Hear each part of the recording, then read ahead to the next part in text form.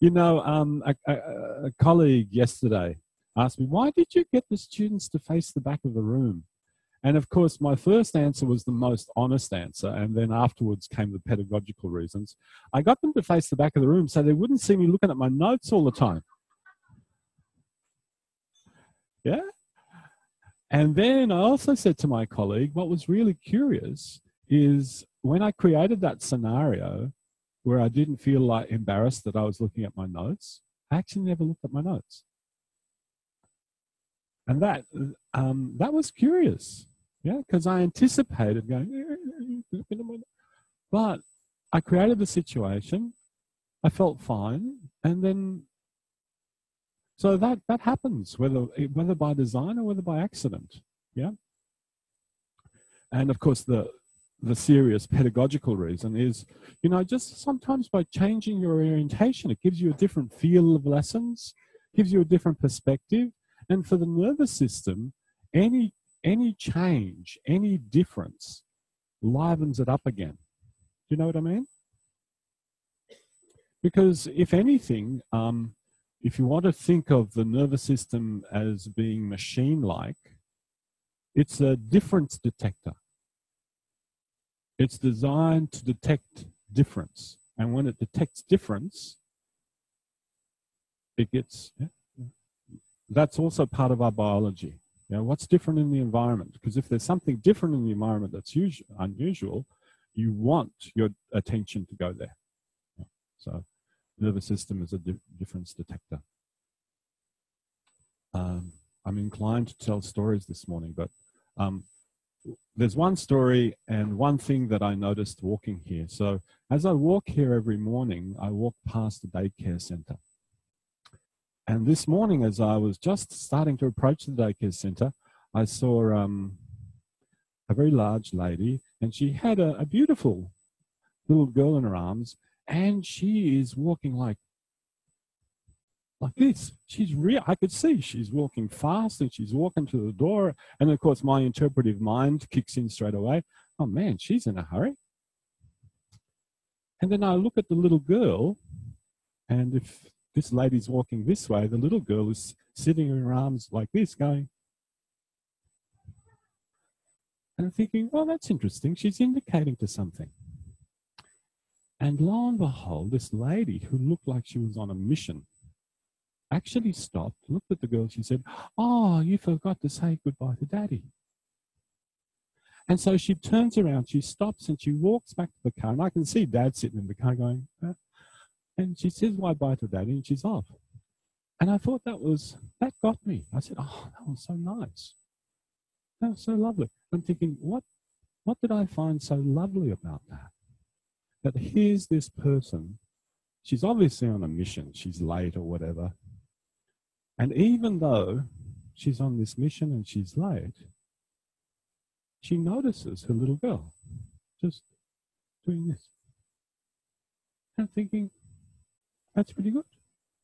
It's the same thing like we're doing here. You know, you can be occupied doing something, and all of a sudden some part of you goes, hello, maybe this way? And you go, oh yeah, same thing. So whether it's social relations with each other, or whether it's intra-relations, body part to body part, you know, if you just leave a little bit of room for listening, it really helps. Really helps. And sometimes we don't listen. I just happened to be in a nice place this morning where I was able to witness that. It was something nice to witness. Yeah. So that's the real thing. And now for the story, which is also a real thing. So the story is this. You know, my first training is as a historian. And of course, I'm interested in how ideas fit together and how things eventually evolve. And I'm always interested in the history of the method and how Moshe developed the method. And, you know, Moshe got introduced to some pretty famous people. Margaret Mead, Carl Pribram,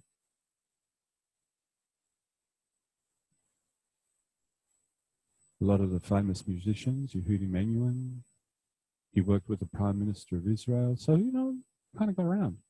But there was, but those people he met, some of them he invited into his training program to actually teach, to actually share their knowledge with people. And one of those people was a Viennese, what do you call him, a physicist? No, cybernetician, systems thinker, who was part of that Viennese group that developed systems thinking by the name of Heinz von Forrester. And this particular chap had a beautiful accent. I can't mimic it, so I won't. But so at one of these trainings, Heinz von Forrester tells a story. And the story has to do with learning. And the story is this. He says, you know, if you think about machines, the kinds of machines that human beings construct, we want to construct predictable machines. And the analogy he has, you know, when you go off to a vending machine, you put in your money, you get your thing. Money, thing, and you get the thing you selected. So I buy a Coke, I get a Coke. Predictable, beautiful. But then there is those moments where you put in your money, you press the button, and you don't get Coke, you get Fanta. You go, sheesh. So suddenly, and this is the term that's interesting, suddenly it's gone from being a trivial machine. In other words, you press one, you get one. To a non-trivial machine. You press one, you get two. So the operations inside, something's gone screwy. It's not predictable anymore. And then he says something that is absolutely what I wasn't expecting. And then he says, you know, our schools are systems of trivialization. We want students, in a funny kind of a way, to go, if I ask you this question, you give me this answer. If I ask you that question, you give me this answer. And then if a student gives you an unexpected answer, you go, that's the wrong answer. Even if the answer is technically right. So for example, I know, but you know, the point of a story is to make a point, not to tell the truth. So sometimes students can be very intelligent and they come up with the answer that is the correct answer, but it's just expressed differently. So you say to the student, what's 2 plus 2? The answer, of course, is 4. But sometimes a student comes up with, what's 2 plus 2? The square root of 16. Clever kid. What are you trying to do? Be smart? Yeah, this is the old, this is the old style school of schooling, you know, that maybe Heinz von Forrester experienced in his old childhood in Vienna. So suddenly, he makes this claim that rather than in our education creating this whole system of trivialization, maybe if we head towards a way of learning that enables people to have multiple answers to the question. So it's a non-trivial education. Yeah, you can call them what you like. Yeah, okay. So that's the current term for it? Okay. So you want to de-trivialize your education, and that's what's happening here. There's not a one-to-one correspondence to anything. So if I asked you to raise your hands towards the ceiling, would I expect to see one way of doing it? No.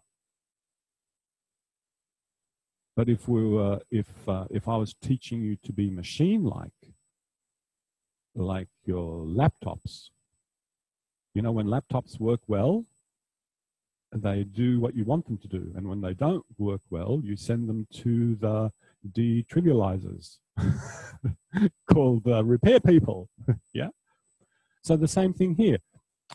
When I give you an instruction, or when Jenny gives you an instruction, or when Susan, or when any of the trainers here will give you an instruction, it's like, could you please explore this in a non-trivial way? And could you come up with an answer that makes sense for you, but is still within the parameters of the question or the invitation? Yep. And that's really important. So that's Hein von Forrester's story from a cybernetician's point of view, from a systems thinker point of view. He wasn't an educationalist, he wasn't any of that. He was a systems thinker, and of course he presents analogies and metaphors that are in line with his way of thinking. And in current education, that's called critical thinking. That's good. Yeah. So yesterday, right at the end of the day, I rather, in a muddled way, in a very quick way, asked you to contemplate something overnight. Now, did you? Did you contemplate that thing? Can someone remember what it was? Yeah. How to get up from the floor. Yeah. How to get down or how to get up? You see, I told you it was muddled. How to get up. Yeah, so there you go. So let's have a look. So there you were sitting here. And remember I said something about, oh, that's okay. Remember I said something about the right hand being on the floor. That's it. And then the question was, could you contemplate, how could you get up in one go from this position?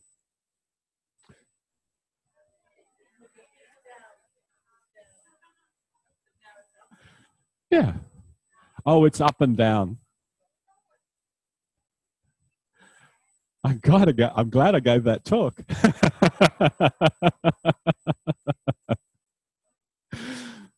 I tell you what, why don't you contemplate it for just a few moments? And if you thought it was going down, you do it from going down. And if you think it was going up, you do it from going up. But you know, you can't have down without up, and you can't have up without down. They're binary opposites. Do it from whichever end you like. Woo! But don't kill me. I'm not ready to die.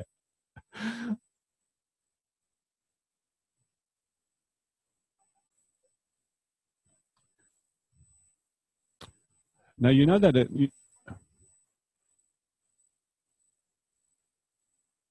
yeah.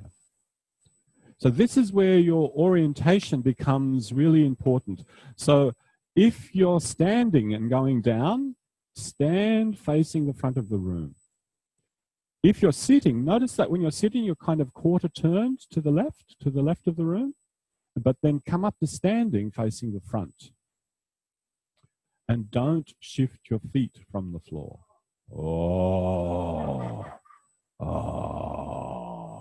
I've got to be. So, but you know, if you're doing addition, you have to know you're doing addition. And if you're doing subtraction, you have to know you're doing subtraction. At the moment, you're leaving the feet on the floor. Yeah.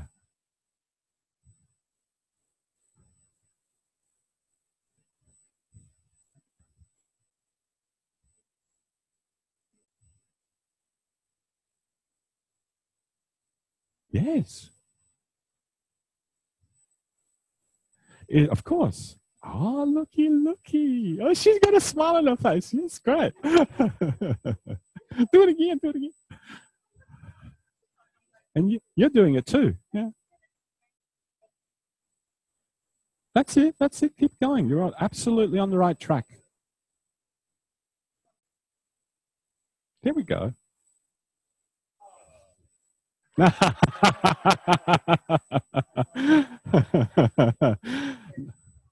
Yeah. Now, notice where you go with this. Oh, shit. Yeah? I recognize that place. Yeah, I recognize that place. That's it. Take your time. Beautiful. And now where you put that right hand makes all the difference. Notice that it doesn't serve you anymore. You get it. Yeah. Now try. Don't worry about the I can't part. If you can just go part of the way, that's fine. Don't worry about it. There we go. Now,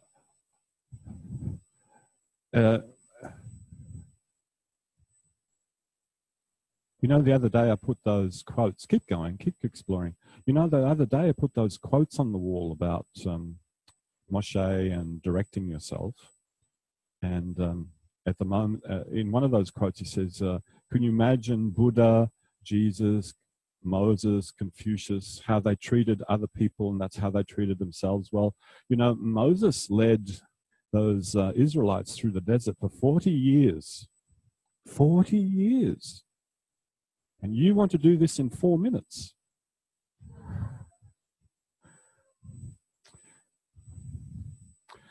Well, you know, when you don't know where you're going, it's pretty hard to get there.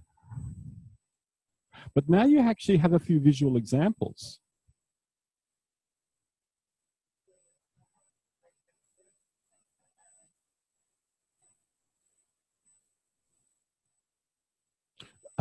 Sit down on the floor and I'll show you. Wow, that's impressive. Yeah.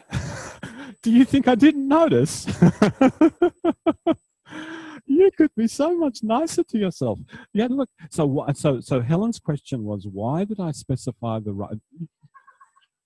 You see, now she's more interested in her process than my answer. That's good. I should just leave.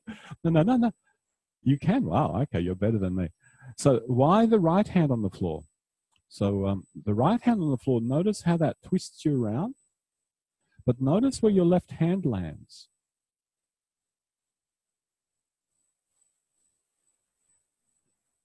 Now, stay there. Could you all sit on the floor with the legs tilted to the left? Mm-hmm.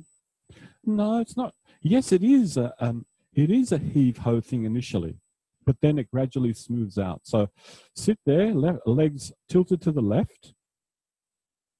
And now let's just do some fine adjustments, shall we? Could you sit facing front? And let's find out, where do those legs actually tilt to? So sit facing front, have the feet on the floor, have the legs bent, lean on your hands behind you. So the legs are vertical, the feet are on the floor. There we go. So this is like your setup position. Now, remember what the instruction was? Is there a distance between the feet that you can find where you can tilt the legs and one knee comes to rest on the floor beside the other? Do you remember that? So could you find that again? And then come back. Just do that. To the left and come back. That's all.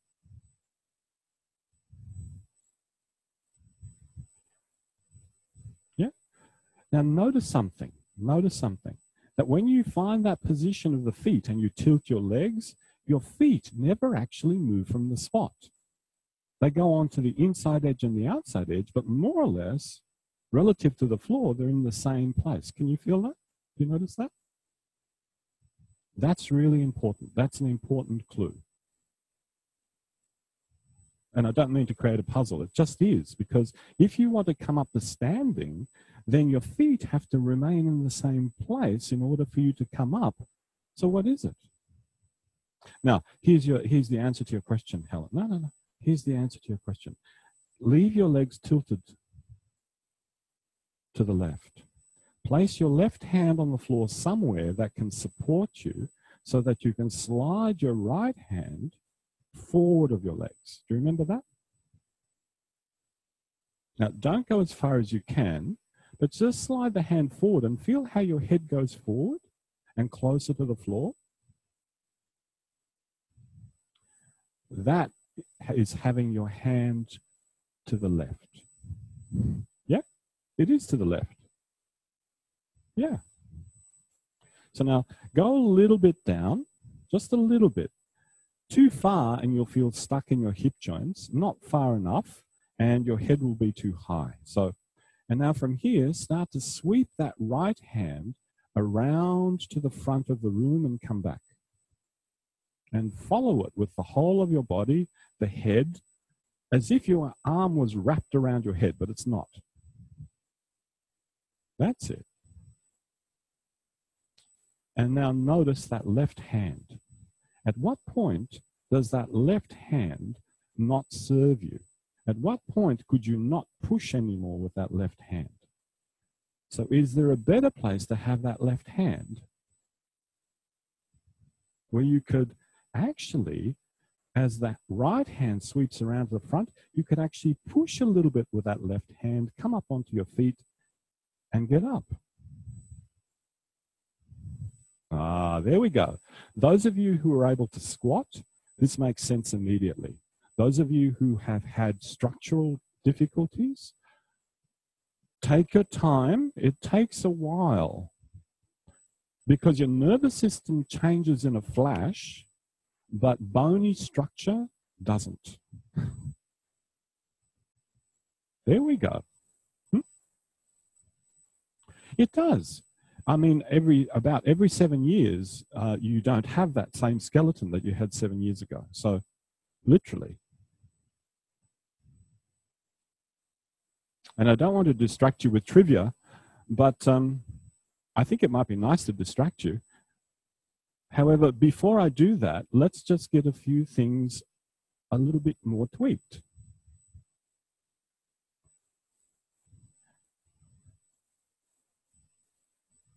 Come up to standing, please. Just because you can. I like it. Now, there you are standing. As you're standing, can you imagine how far apart were your feet to be able to tilt your legs so that one knee can come closer to the other? And some of you will remember that in a flash. Oh, yes, my feet were here and here. But you shouldn't feel challenged to remember. If you can't remember, you just sit down on the floor and you find that distance and you come back, you go, oh, yeah. Now, this distance is really important because to go down on the floor in one go, you can't shuffle your feet. Can't do it. So the distance between the feet is really, really critical. Not only that, should your toes be pointing directly forwards? Should they be angled a little bit out? Or should they be angled a little bit in? Which one of those positions of the feet allowed you to tilt your legs the best? Do you remember? So reproduce that too. And now think of lowering yourself to the ground just a little bit and coming up. Just think that. Now, as you do this, remember last week's lesson of going on to all four points? Do you remember that? But instead of going on to 4 points, could you think that you're going to put that left hand somewhere to the left where it can serve you to control your descent as you bring your knees to the left? Yeah, so that left hand becomes very useful. There. Oh, Kevin, you did it, man. No. I don't think you should. I don't think you should take that away from yourself. You actually have the form of the movement. Yeah. So you know. So right now you know what addition is. So you know what addition is. You might not be able to perform additions in every possible combination, but you know what addition is. So this. Yeah, try that. Start to lower yourself as if you're going to go on to all points. And then there's a moment that you place that left hand on the floor somewhere where it serves you.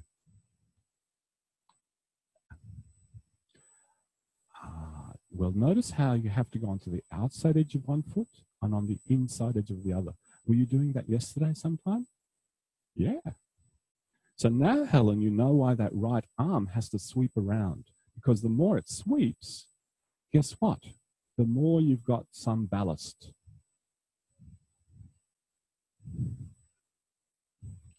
Good. That's good contemplation.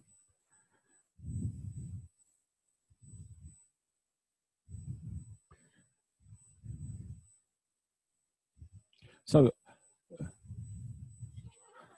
what did you call it? I think I'm going to rename the lesson Falling with Style. That's good. I like it. Falling with Style is the name of the lesson, Jenny.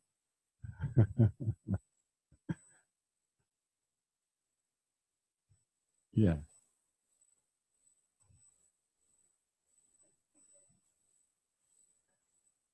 Yeah, you should. Yeah, Anna, you should just do what you can. without taking yourself into discomfort. Yeah?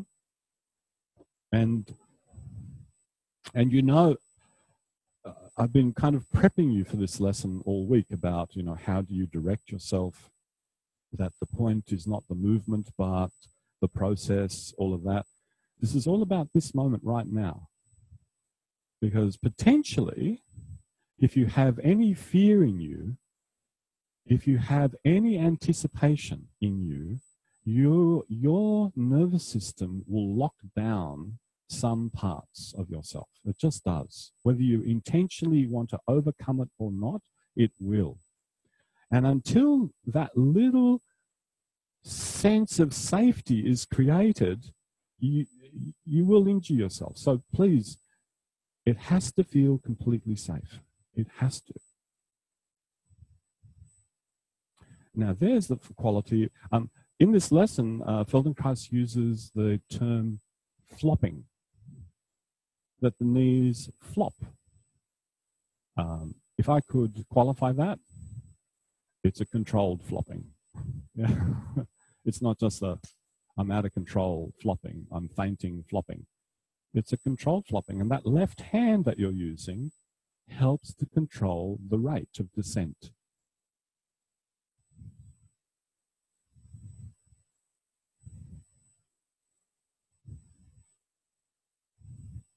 Beautiful. Look at that. Beautiful. Yeah, that's it. That's it. That's it. That's it. Now, there's something, Richard, could you just keep doing what you're doing? No, don't change anything because you're doing it beautifully. There's something that Richard's doing that has a nice quality, and he's changed it already, you see. No. You see, just a moment ago, his head was just hanging. Can you see that? It was just kind of lolling around. What would happen if you just allowed the weight of your head to stay low and hang for as long as possible?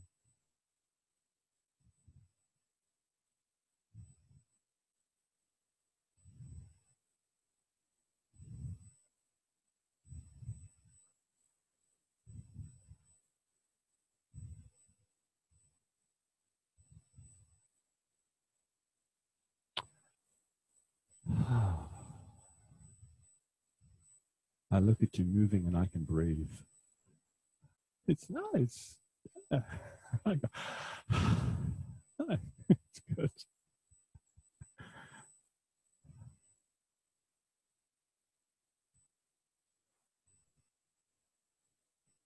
Okay, please take a rest.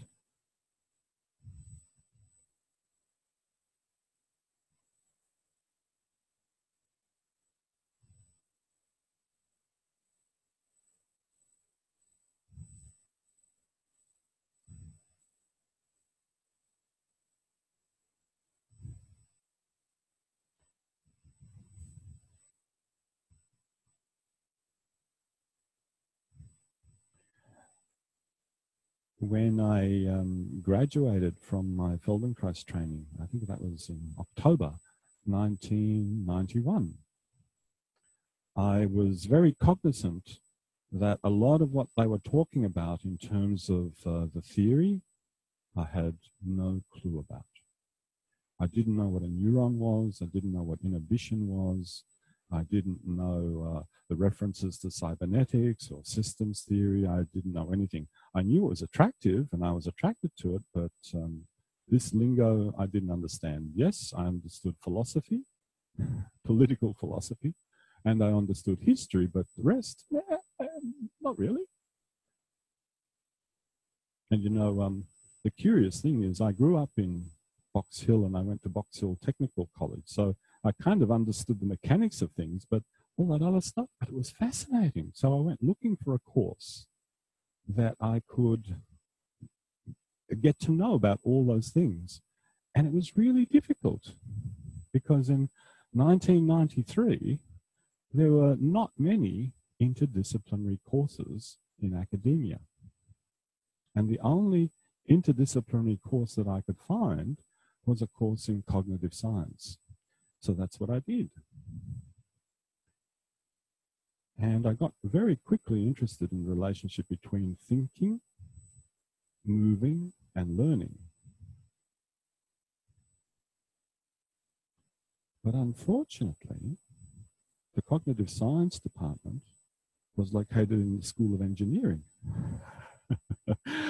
And they didn't have many humanistic leanings. Yeah, they were more interested in what kind of intelligent machines can we create. And I'll tell you more about the story in a moment. Please come up to sitting.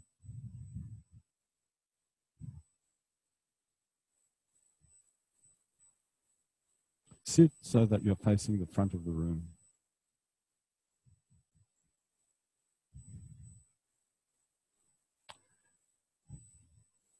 And now have your feet that distance where you know if you tilted your legs to the right, the left knee would come to rest on the floor somewhere underneath the sole of the right foot. So you're tilting your legs to the right and returning. That's just it. But you know now already you have a context for this. Yes, now you have a context about where this might be going. And because you have that knowledge, this can actually inform this movement itself.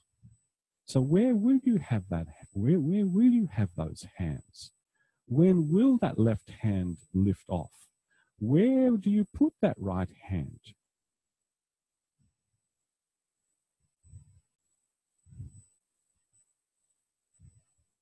Yeah, and then now some of you are actually starting to incline your torso forward at a certain point. You see, you're taking the exploration further. And I'm just reporting on what I'm seeing. So actually, as you go around to the right, the head can actually get really low to the floor. The trunk can be bent. And as you return to the front, there's a moment that your trunk has to come upright. And just by doing this alone, some of you will find a way to come up to squatting. Those of you who can already squat will find this quickly. Those of us, I'm in your camp, those of us who are challenged by squatting, don't worry about it. Just find out where can you go to freely, how easily can the hip joints move, can you breathe, can the head stay low, when do you need to come upright?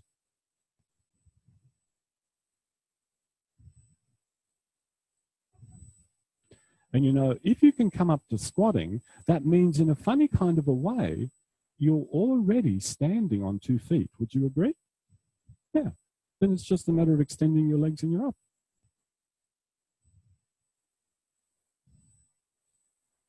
Now, it could be that for some of you, operating in this direction from the ground up, is, excuse the language, is a pain in the butt. So why don't you operate from the other way? Operate from being standing to going down. So detrivialize. Yeah.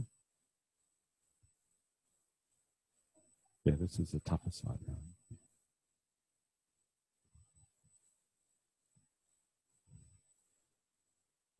Yes, exactly right.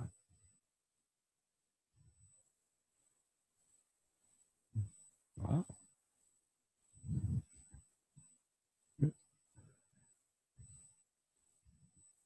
Now, you know, you should hold your breath all the way down and you should hold your breath all the way up. Makes it much easier. I was being ironic.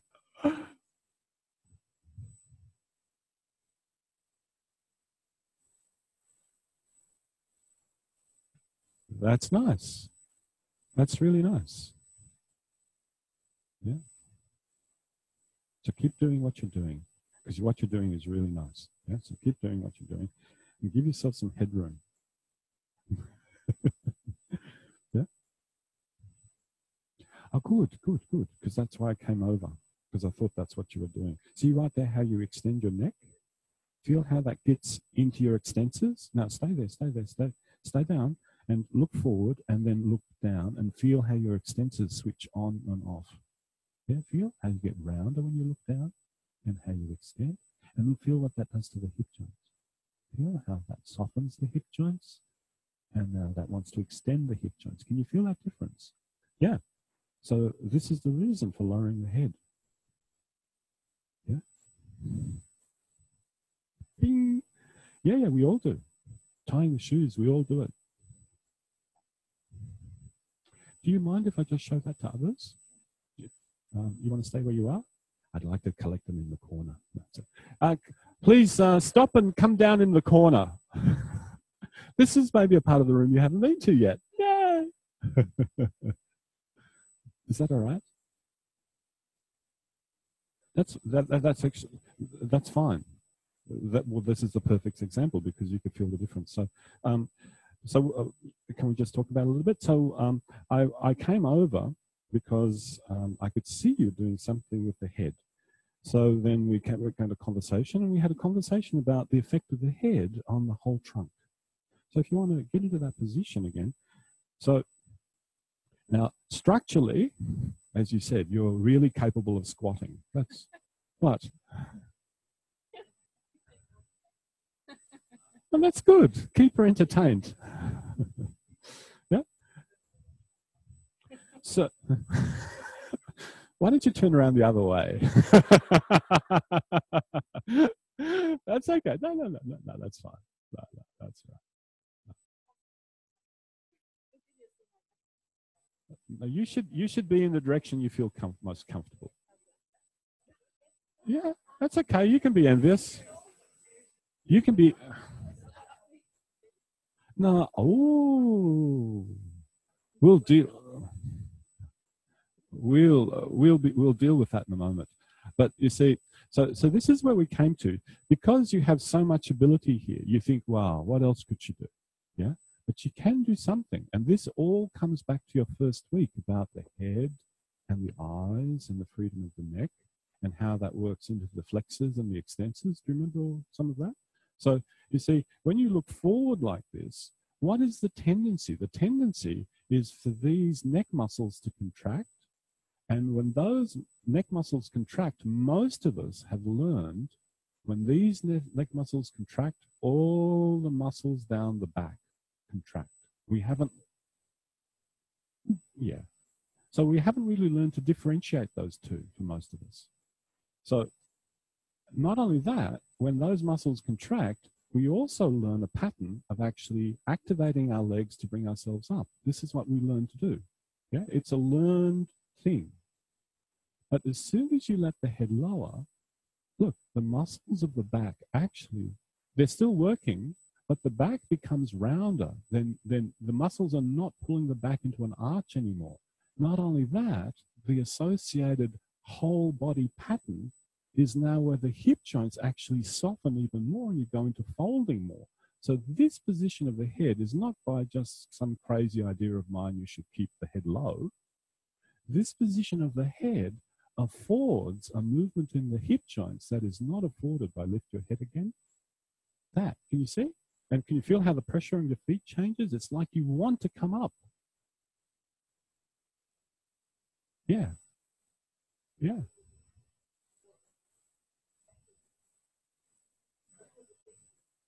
No.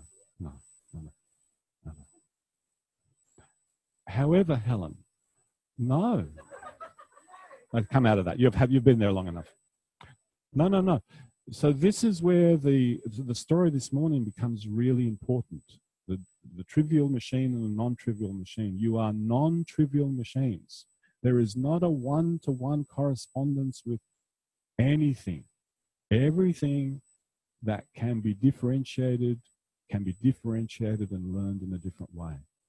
So the best example I can give you is from my own personal experience. Sorry about that. But, you know, with this hip joint, getting down and putting on my shoes is a pain in the hip. And those days that I catch myself doing this, I'm going, I can't get, and then I go, oh, that's okay. Yeah? Now, that's one example. Another example is, it is possible to do this and still find that freedom in the whole trunk and still do this. It's possible, but you have to learn it. It's a process of being able to control the neck muscles in a way that's separate to the whole muscles of the back. It's differentiated. So in a certain scenario, you're absolutely right. And in another scenario, I'm absolutely right. So you have to determine what's the scenario. Make sense? Yeah. Oh, she's exaggerating. So this is what I saw. This is what I saw. I saw that the head was like that, not like this. But, you know, to actually show someone so that the sensation is really clear, you slightly exaggerate. And you can feel, you felt immediately, right? Compared to if we really wanted to exaggerate. Sorry, can I just take the trousers? Are you leaning on your hands? Take your head down, take your pelvis up. Take your pelvis down, look forward. That's your idea. I'm taking your idea. Yeah? Look how easy. Yeah? When you can fold like this, it's easy. When you can't, it's... Yeah? Yeah? No. See, when the head is down, then you can just sway it, and look where you go. Look where you go. Look where you go. Can you see that? Thank you very much. Thank you for having that. You're even lower than before now. Yeah? How low can you go? Yeah. Please, go and degenerate. Thank you very much. Ah, okay. That yesterday with you. Yeah. Nice, nice. No, you know, he probably got it from a yoga move anyway.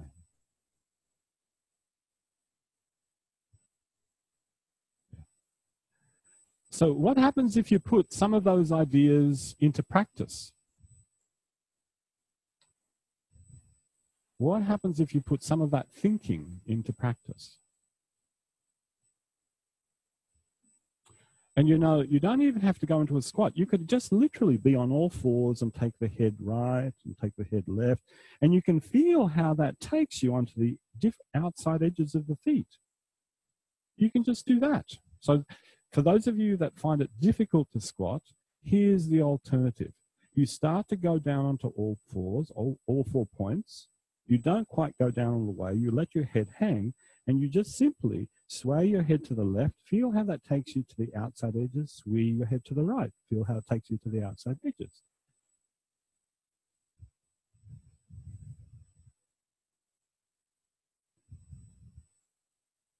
So really, at any point in time, you're all exploring the same idea, but in a slightly different way. And the beauty of that is I don't get to go around the room and slap you on the side of the head and go, nope, that's wrong. I like that. I don't like being that kind of teacher.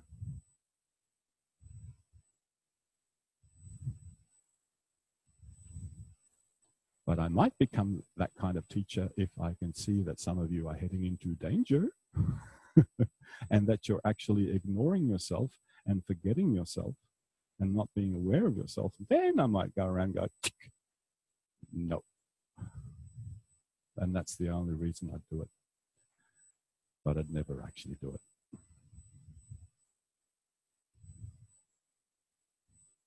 I think the worst you'll get out of me is, are you sure you want to be doing that? That's about the worst you'll get out of me. Are you sure you want to be doing that? Does that feel safe?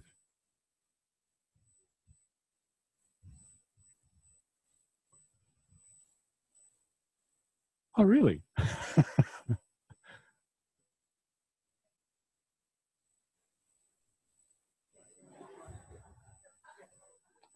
Well, is it time for confessions again? Yeah, lie down on your back, rest a little bit. I'll give you another confession.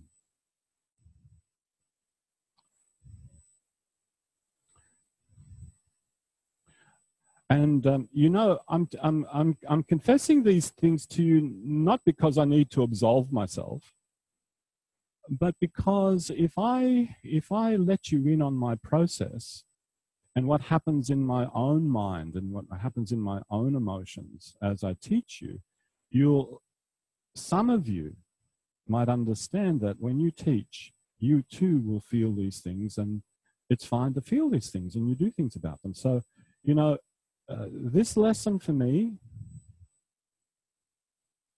has always been impossible. From even when I was a dancer, this lesson was scary. Yeah, I could never do it. I could do it if I forced myself, but you know, I could never really get into that zone where I could just go down and like when I was watching you and I could just breathe, never could do it. So there was something about this lesson that now when I teach you and I start to think about you doing the lesson, I begin to project. I begin to project my fears onto you. This is not a good thing. So then what's the solution for me? The solution for me, as someone who's trying to facilitate your learning how to learn, is to create a situation where you can move through it at your own rate. So that's why I came up with that little last thing at the end of the day. Unfortunately, it was a little bit muddled because it came to me at the last moment. But you could see, for those of you who contemplated it, you were already in that mind zone of how do you go about this? How do you go about this? And that's a good place. For others, you learn more from actually doing and reflecting. For others, you learn more by doing and then looking. So we all have our preferences, and over a period of time, your preferences will broaden. So that's the full story. Now back to the engineering department. As I said, those engineers, they just wanted to know how to make clever computers so that they can build expert systems. So when you telephone up, they can calculate your risk of insuring you and blah, blah, blah. And there was a small group of us, a band of 5, that were really interested in human beings and not machines. And of course, the engineers didn't want to know us. So that was a disadvantage and an advantage at the same time. It was a disadvantage because what I wanted to explore, no one knew how to guide me in. It was an advantage because no one knew what I was doing. They said, well, why don't you come up with an essay topic and just write about it? And so that gave me a lot of latitude, which enabled me to actually explore the ideas that I encountered in the training program without being funneled into one direction very much. So it was a nice opportunity, but a little bit lacking support. And I have to say to you, and this is how should I say it? This is not spin. It's not spin. I'm not trying to spin something to you. That the ideas that I encountered in the Feldenkrais training, the theoretical ideas, are just in the last 10 years starting to be recognized and come to the fore. Neuroplasticity, the importance of embodied cognition, the effect on language, the importance of experience and feedback. Ooh, yeah, huge ideas. Not spin. Please come up to sitting. Sit facing the room.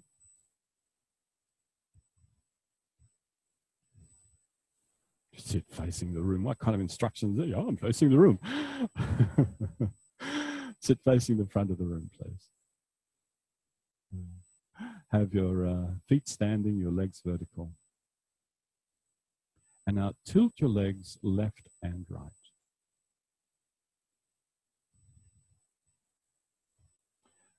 And tilt your legs in such a way that some part of you recognizes that if you wanted to, And I'm not asking you to. I'm not asking you to. If you wanted to, you could go to the left and go onto your back, or you could go to the right and roll onto your back, if you wanted to. So that's like an indirect way of saying, think it through.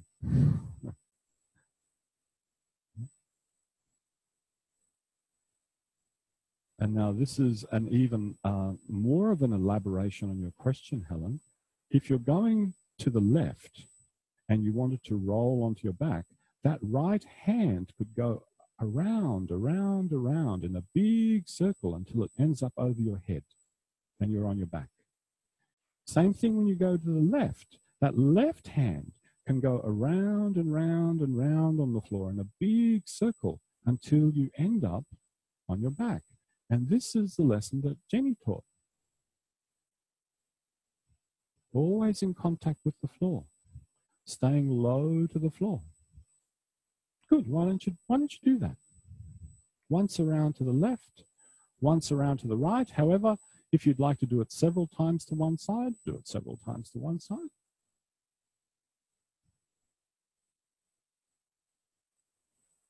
So roll onto the back, come up to sit, roll onto the back, come up to sit.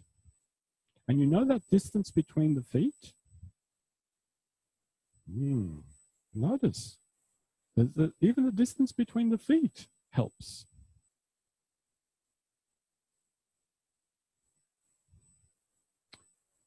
A couple of lessons ago, I asked you to make that variation, have the legs completely together and feel what that's like. Well, can you feel what having the legs apart offers you now?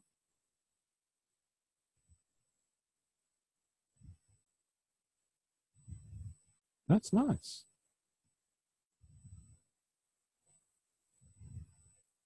Yeah, and then there's a moment that you release that supporting hand. If you're going to the left, there's a moment that you can just release that left hand and both arms can slide above your head. And if you're going to the right, there's a moment that you can release the support of that right hand and both arms can slide above your head until you end up in a big X shape.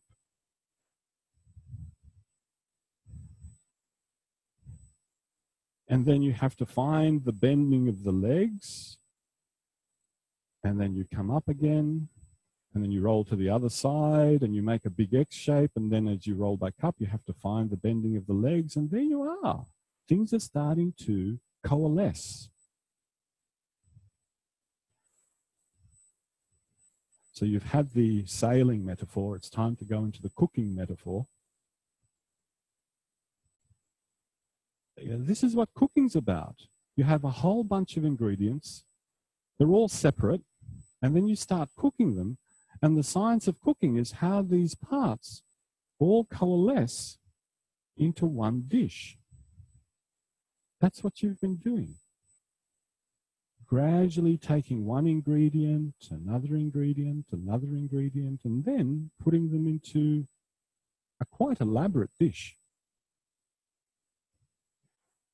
And if you tasted any one of those components by themselves, that's salty, that's sour, that's umami, and by themselves, that's a dead bird. No, that's already a dish. And the ingredients taste quite different separately to when they come together.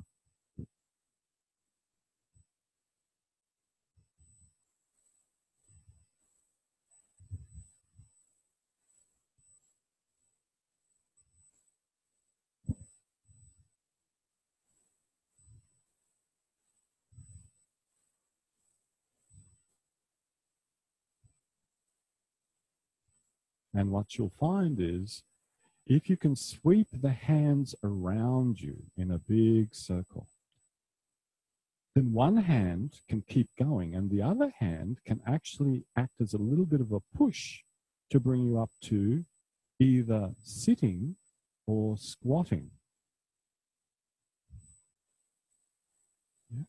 For those of you who are able, who find that possibility in yourselves, you could make the circle of the arm and the head so big that it takes you up into a squat, and then you just simply flop your legs to the other side and you continue on around. Stay low. Oh, that's good. Don't stiffen the arm. And just because I said it, it don't mean you got to do it. Yes. Yes. You could actually launch yourself a little bit with that hand. That's permitted. You don't have to do it, though. You can look around the room to get an idea of who's doing it.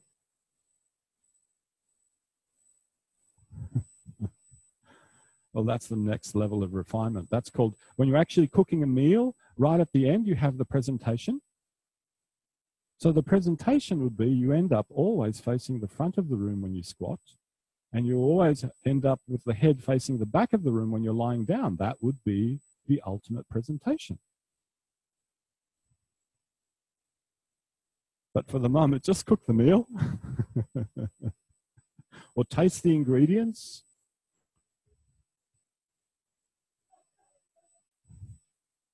That's nice, that's nice. And then you can just lengthen out the legs at a certain moment. Yes, can you feel that there's a moment you could lengthen out the legs? There we go. And then you roll to the left, to the left, to the left. You go round and round and round and round and round and round. And then, yeah. Oh, okay. Someone's got an idea here. Could you go all the way around without stopping? So that you roll to one side, and you just go all the way around and you do several revolutions in the same direction. And if you know you're a little bit touchy with vertigo, nausea, take it easy and really reference where you are in the room. So several times in one direction.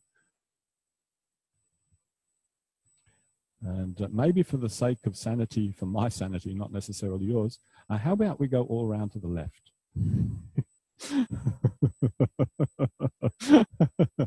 So start off on your back. Start off on your back. And now could you all start to roll yourself to the right? Roll yourself to the right. That's to the left. Roll yourself to the right. That's to the left. Hannah, it's to the left. Roll yourself to the right and then go all the way around. Or all the way around, and then you go to the left. Sorry. I want you to roll to the right first. Sorry, my apologies. I got that completely upside down. Roll to the right first. I know, sorry. I'll calm myself down.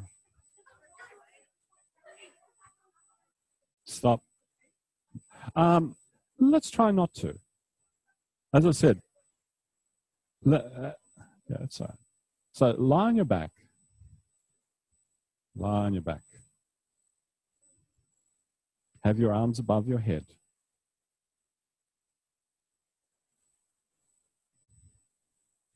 And now, could you please, I will get it right this time.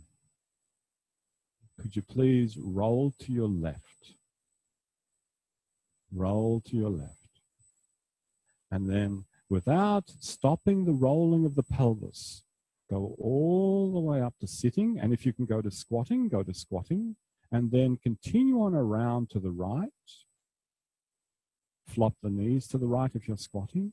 And go onto your back. And then again, go around to your left. Around to your left. Around to your left. If you can go up into squatting, go into squatting. Flop the knees to the right. Go around, and one more time.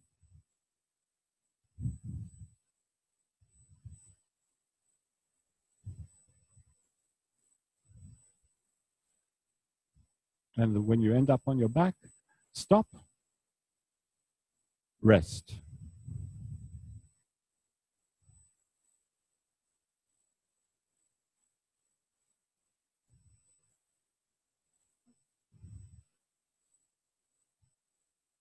So you know you have actually solved that dilemma. Because most of this week you've been rolling left and right, and on a couple of occasions you've gone all the way around, and you have to find something to do with your legs. Because to go around the other way, the legs have to change. So here are two different solutions to that motor problem. One solution is as you go around, you just simply bring the legs to standing and then you tilt them to the other side. The other solution for those of you who have that capacity easily within you, you just come up to squatting and then you flop your legs to the other side. Both are good solutions. Which one's right? They're both right. However, neither of them are right if they cause you pain or if they cause you to always, without exception, hold your breath and tighten your jaw. But both solutions are right. For some of you, there's a third solution. And this is what I would suggest. If you want to explore the third solution, please do. And the third solution is this. As you go around to the left, and that moment that you want to bring your legs upright, those of you that can go into squatting, come all the way up into standing, and then flop the knees to the right from standing and continue on around. I heard that. Yeah? Now, there was a very famous man that once said, from each according to their ability, to each according to their need. I think his name was Karl Marx. So work with yourself. Take what you can do it. And maybe in the process of exploring, you'll go further. So off you go. Everyone roll to the left and go around 3 times and make your choice. Will you just simply bring the knees to standing and then tilt them? Will you come up to squatting and then flop them? Or will you come all the way up to standing and then flop the legs? Good choice, Anna. Oh, she says, of course. Yeah, that's it.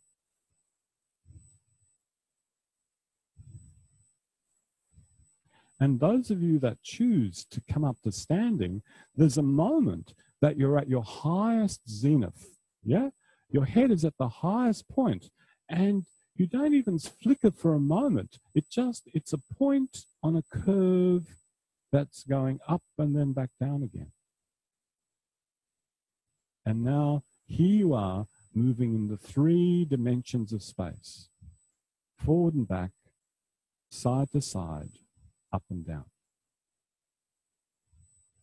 And when you have movement in that dimension, it's usually spiralic. You spiral your way up to standing, you spiral your way up to sitting, and then you spiral your way to the floor again. And your job, Mr. Phelps, should you decide to accept it, is to do nothing that interferes with your intent. Slowly, slowly, slowly eliminate everything that interferes, which Moshe Feldenkrais so colorfully termed everything that is parasitic. Eliminate everything that sucks the life away from your intent. And when I say the life, I mean the juice of life. The juice of life are those things that you find satisfying, enjoying, lovable.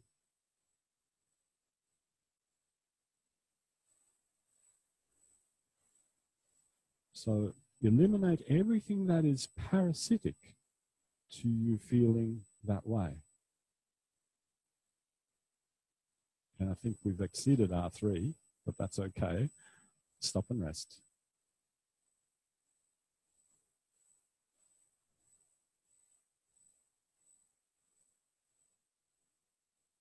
So this lesson will come to a conclusion very soon. And I want to acknowledge you, those who are continuing, because I can see you're still improving, and that's great.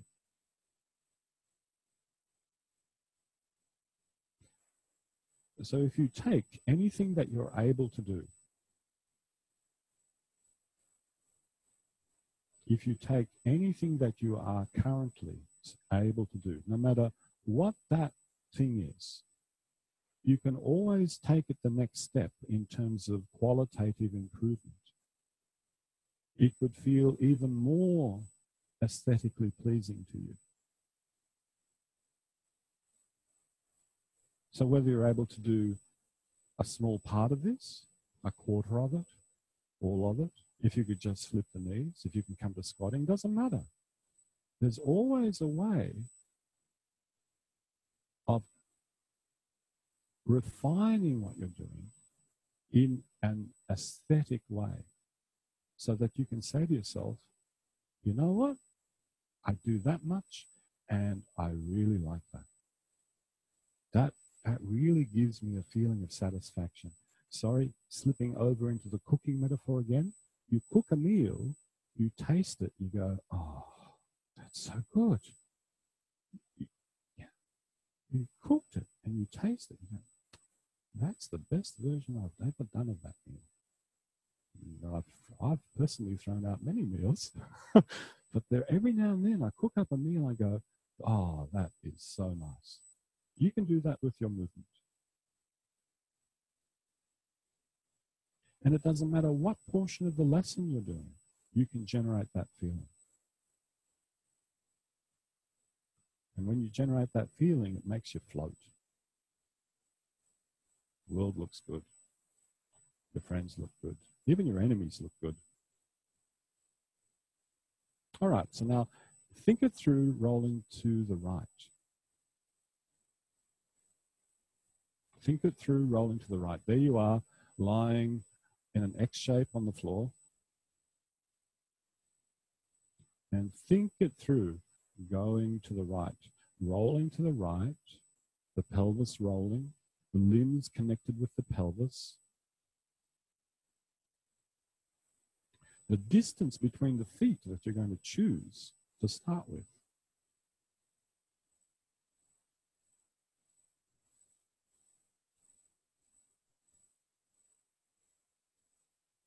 And now when you're ready, please roll to the right and go around at least 3 times, but definitely no more than 5.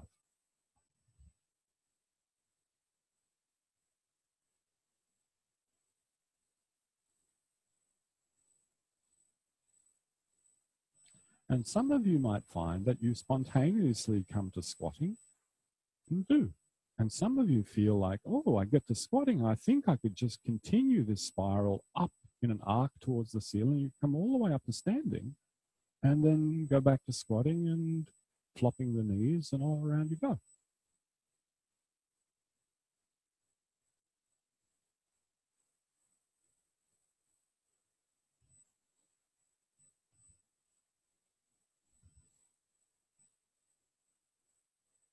And should you find yourself on your back in that shape X, and if you want to stop, you can just stop for a moment and savor.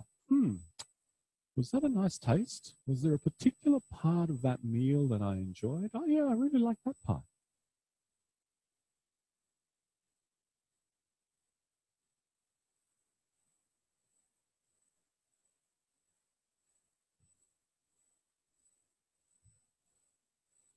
Yeah, the heels can come off the ground if you need them to. Why not?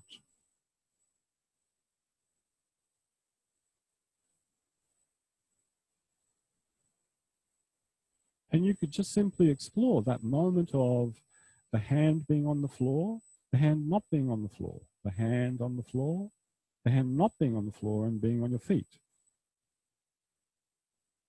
From being a triped to a biped, triped, biped, triped, biped.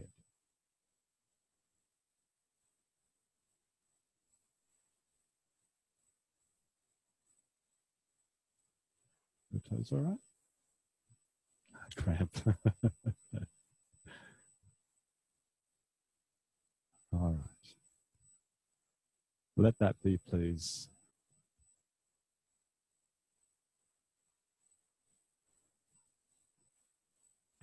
And we have one more variation. And then we'll stop and we'll have a break. Some of you are finding that actually having stuff under you, it's in the okay.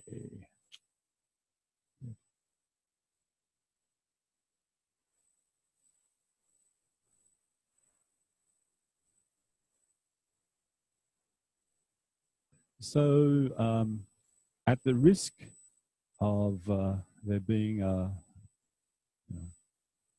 funny result, how many of you found rolling around to the left to be the easiest? Could you put your hands up? Yeah. And how many of you found rolling around to the right to be the easiest? How many of you found that rolling around to the right was the easiest? 1, 2. And how many found that rolling to the left was the easiest? Okay, so why don't we start this rolling to the left? I'm sorry for you guys at the back with that roll to the right. So open your eyes and bring your awareness out into the room. And when I say that, I don't mean just your visual awareness. I mean also your auditory awareness, your tactile awareness, because bringing your awareness out into the room means you suddenly are very aware of the floor underneath you, as well as the visual field, as well as the kettle going. And if you need to, and if you want to, turn your head, move your eyes to look. Who's to your right? Who's to your left? Who's below you? Who's above you? Until you can have a very clear spatial map in your mind about the people next to you and the space around you. And you did this a little bit last week, so here's another opportunity to do it.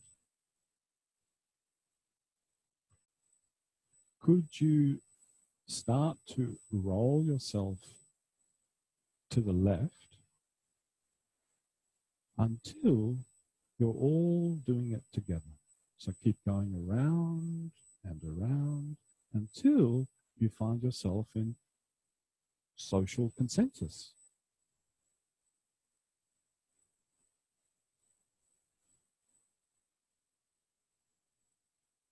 So now, not only is your awareness on yourself, but your awareness is now yourself and others.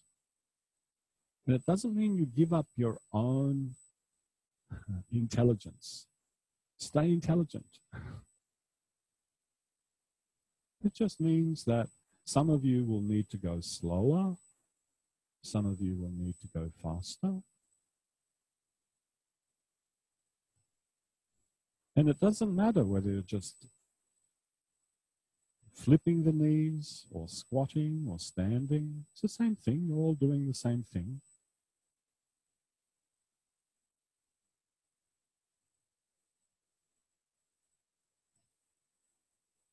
And you know, the most remarkable thing about this, well, I find it remarkable, that over time, if this is what we want to do, we can do it without any exterior regulation, without me standing up the front and going, okay, round you go. No, none of that. And if you want to know in which direction Feldenkrais was considering this work at the moment of his death, he was thinking about it in terms of what social benefit is this work? Has it got anything to do with the maturing of individuals so that society itself elevates in its quality? So that doesn't mean your neighbor tells you do this, but you kind of mutually agree and you just do it.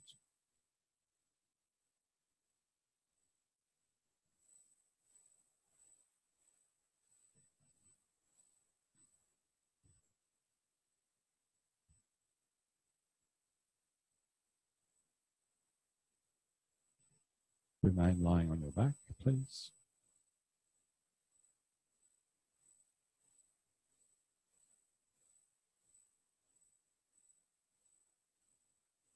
And at the risk of being repetitive, that social metaphor of individuals working harmoniously, cooperatively with each other, coming together for different tasks, separating, coming together for different other tasks, separating, is the same situation as within your body. You have all these parts, and in some times they come together in one way to do an act, and then at other times they come together in another way to do an act. And so there's this continual shifting of the relationship between parts to act differently in the world. Very akin. Please roll to one side, come up to standing. Notice how you do that.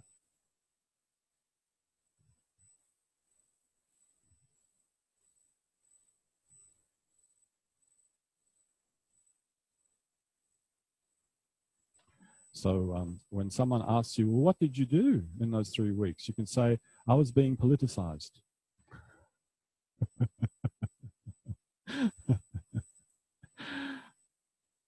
I was being politicized. I was being politicized. Notice what it feels like to stand.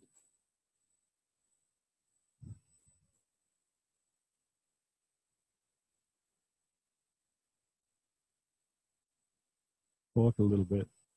Feel what it's like to walk and see if it's possible to have yourself in your awareness and others in your awareness and the room in your awareness, and walk in a way that you recognize you would walk in the street, going to this train station, going shopping, walking with a friend. That's it. That's walking. Not the post-ATM, oh, yo, I'm walking, no more, give me the brains. Where's the brains? Sorry. Have a good break.